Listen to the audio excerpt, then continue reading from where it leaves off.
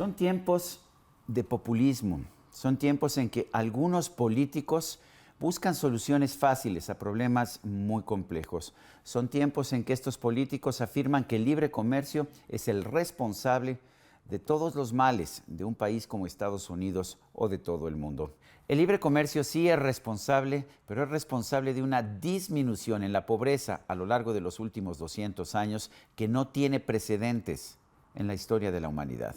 El libre comercio es el nuevo villano favorito. Distintos políticos y activistas sociales le echan la culpa de todos los males de la sociedad contemporánea. En este ataque al libre comercio se unen la izquierda y la derecha extremas. Ahí tenemos como ejemplo los cuestionamientos del nuevo presidente de los Estados Unidos, Donald Trump, o de Marine Le Pen y el Frente Nacional de Francia, que se encuentran los dos en la extrema derecha. También en la izquierda están las críticas al libre comercio por parte de Bernie Sanders, quien peleó con Hillary Clinton la candidatura del Partido Democrático a la presidencia de los Estados Unidos.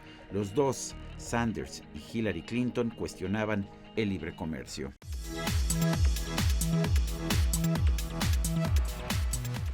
Todos estos políticos, paradójicamente, se están uniendo a las posiciones de los grupos de globalifóbicos o de las organizaciones corporativistas mexicanas que se han opuesto al Tratado de Libre Comercio de América del Norte o al libre comercio en general. Son alianzas extrañas, alianzas entre políticos y activistas de izquierda y de derecha, que se oponen todas a los sistemas de libertad económica que le dan un mejor nivel de vida a la gente del pueblo.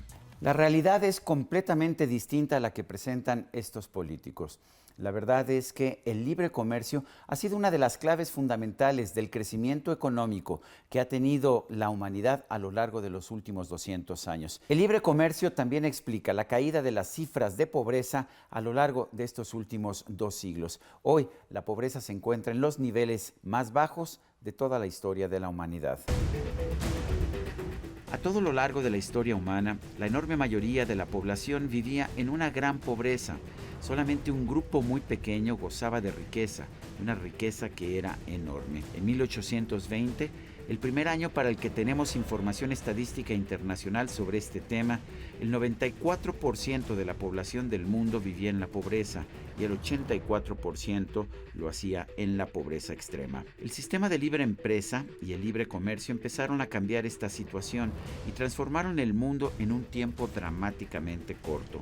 Si se considera que la pobreza había sido la norma prevaleciente para la mayoría de la población a lo largo de decenas de miles de años de historia. Para 1950 el número de personas que vivían en la pobreza se había reducido ya al 72% de la población del mundo, mientras que quienes estaban en pobreza extrema eran ya solo el 55%.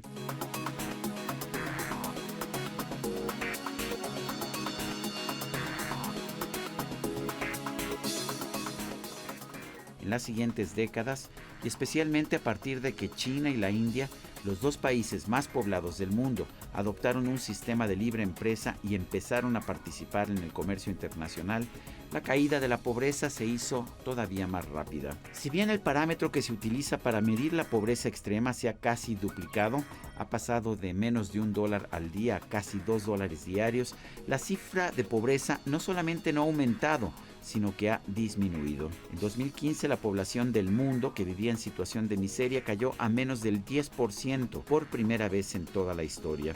Lo que apenas hace unas décadas habría parecido imposible es hoy una realidad. Y no han sido los gobiernos y sus políticas sociales los que han generado esta disminución de la pobreza. Esta ha sido consecuencia de los mercados libres que se han extendido a la enorme mayoría de los países en el mundo, en particular a China y la India, los países más poblados del planeta. En esta gráfica que tengo aquí de ourworldindata.org se muestran las cifras de pobreza y de pobreza extrema a partir de 1820. 1820 es el primer año en que empezamos a tener estadísticas razonablemente confiables de la pobreza. En realidad, antes de ese 1820, la enorme mayoría de la población del mundo vivía en pobreza y en pobreza extrema, quizás cifras superiores al 95% durante la mayor parte de la historia de la humanidad. A partir de 1820, sin embargo, vemos una caída en las cifras de pobreza y de pobreza extrema. En 1980, el Banco Mundial cambia su definición de pobreza extrema, duplica el ingreso que hay que considerar para que se manifieste que una persona vive en pobreza extrema, pero es a partir de ese momento que la caída se vuelve realmente espectacular. ¿Por qué? Son tiempos de mayor globalización, son tiempos en que China y la India se unen a la globalización. En 2015 tenemos por primera vez en la historia de la humanidad una pobreza extrema por debajo del 10% de la población, 9.6% en el 2015. Son las cifras más bajas en toda la historia. Trump ha retirado ya a su país del Tratado Transpacífico de Cooperación Económica. Esta decisión busca frenar el crecimiento del comercio entre Estados Unidos y los países de Asia, pero curiosamente está dejando el espacio abierto a China, que es la otra gran potencia comercial en el Pacífico. Trump busca también renegociar o simplemente poner fin al Tratado de Libre Comercio de América del Norte. Este ha sido uno de los acuerdos comerciales más exitosos de la historia del mundo.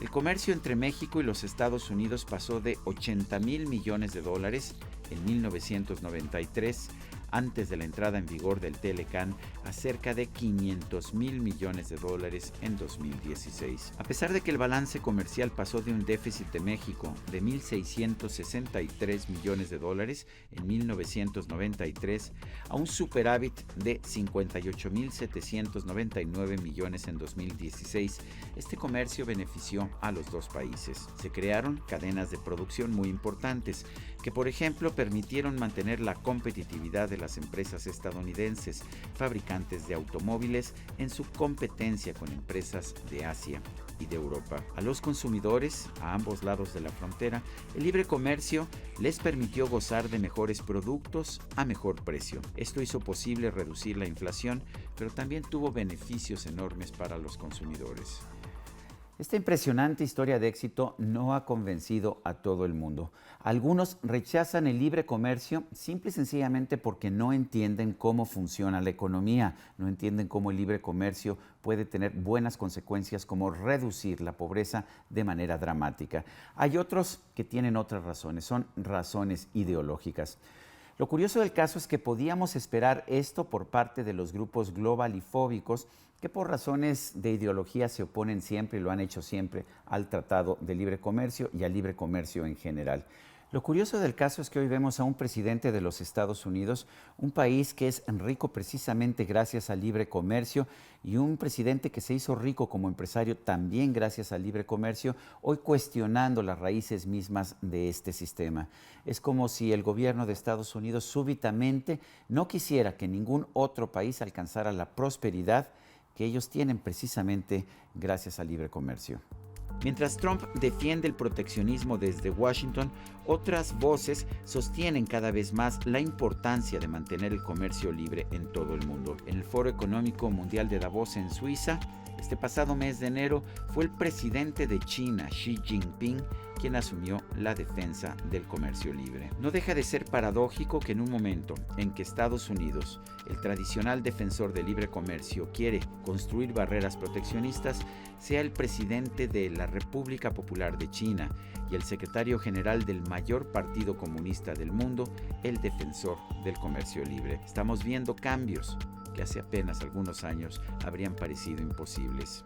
Claramente siempre habrá personas que por razones ideológicas o por intereses personales se opongan al libre comercio. Este es el caso de Donald Trump, el presidente de los Estados Unidos. Sabemos que los últimos 200 años de historia, los tiempos de mayor globalización, son también los tiempos de una mayor reducción de la pobreza y una creciente prosperidad del género humano. Entendamos pues la historia y dejemos de lado los discursos de los populistas. El libre comercio nos beneficia a todos. Yo soy Sergio Sarmiento y esto es 13 en Libertad.